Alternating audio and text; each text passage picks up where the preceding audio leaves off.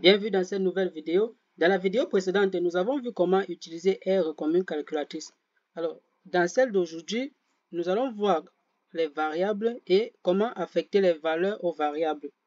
Alors, dans la vidéo précédente, comme je disais tantôt, on a vu qu'on pouvait faire le calcul du genre 5 plus 8 et puis on appuie sur Run par exemple pour exécuter. On a le résultat dans la console.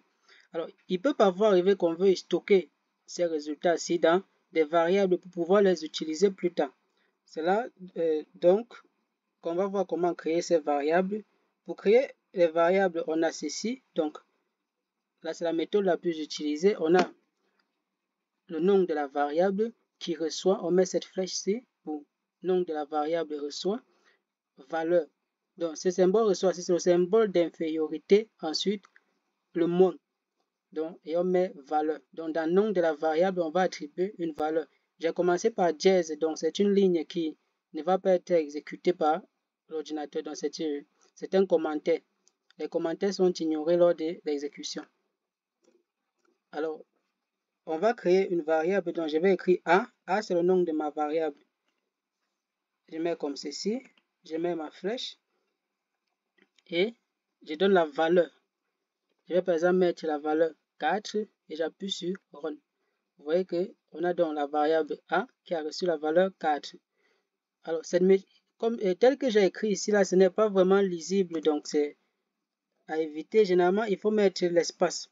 Donc, je vais créer une autre variable B et B va recevoir 7. Vous voyez que là, c'est plus lisible. Je vais appuyer sur Run. On a B qui reçoit 7. Ou alors, on peut dire, cette fois-ci, on peut dire B. B reçoit B au carré. On exécute. L'ancienne valeur de B qui était 7 a été écrasée et la nouvelle valeur qui est B au carré est stockée dans B.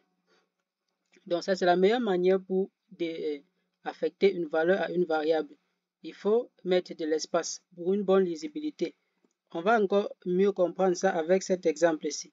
Si je veux faire une comparaison, je fais est-ce que 5 est plus petit que moins 4? Si j'exécute, j'obtiens un message d'erreur. Pourquoi un message d'erreur? Parce que ceci est interprété comme si à 5, je veux stocker la valeur 4. Or, ce n'est pas possible, vous voyez. Ça a été interprété comme si à 5, je vais stocker la valeur 4. Le nom d'une variable ne peut pas être un chiffre.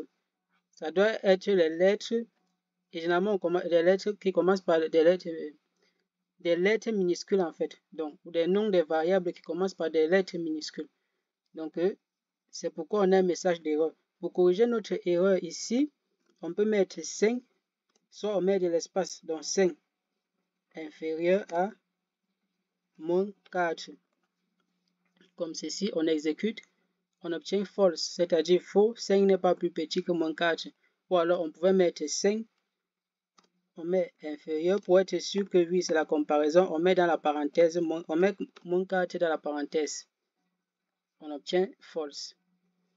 Donc c'est ainsi qu'on peut procéder pour définir cela. Ce que je peux faire, il y a une autre méthode pour définir, c'est-à-dire, on peut faire plutôt, ici on avait le nom de la variable qui recevait la valeur. On peut plutôt avoir, je vais mettre un commentaire, on peut avoir la valeur qui va aller vers le nom de la variable, donc vers nom variable. On peut avoir ceci.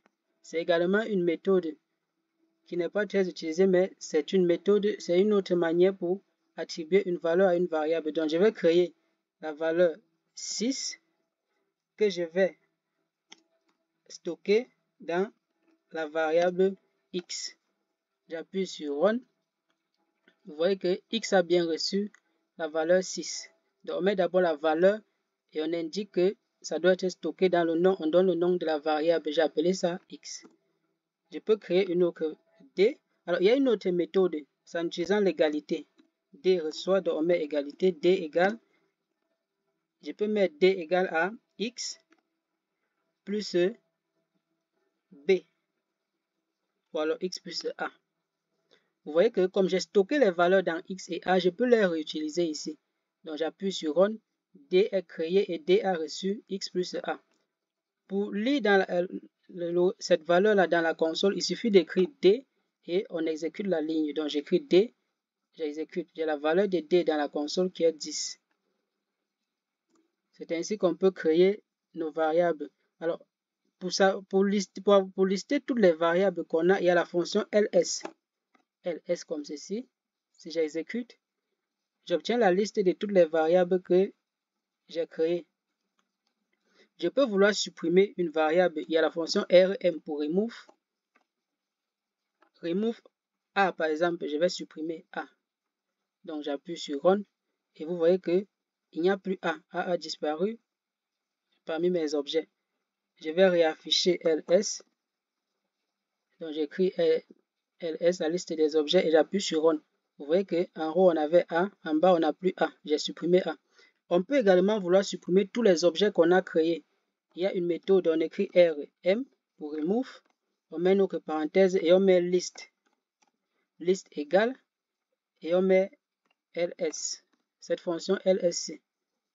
Donc si j'exécute, tous les objets que j'ai créés vont être supprimés. Donc j'appuie sur Run et tous mes objets ont été supprimés. Donc c'était tout en ce qui concerne les variables et les affectations. Merci pour votre attention. Je vous donne rendez-vous très prochainement pour de nouvelles vidéos. Ciao.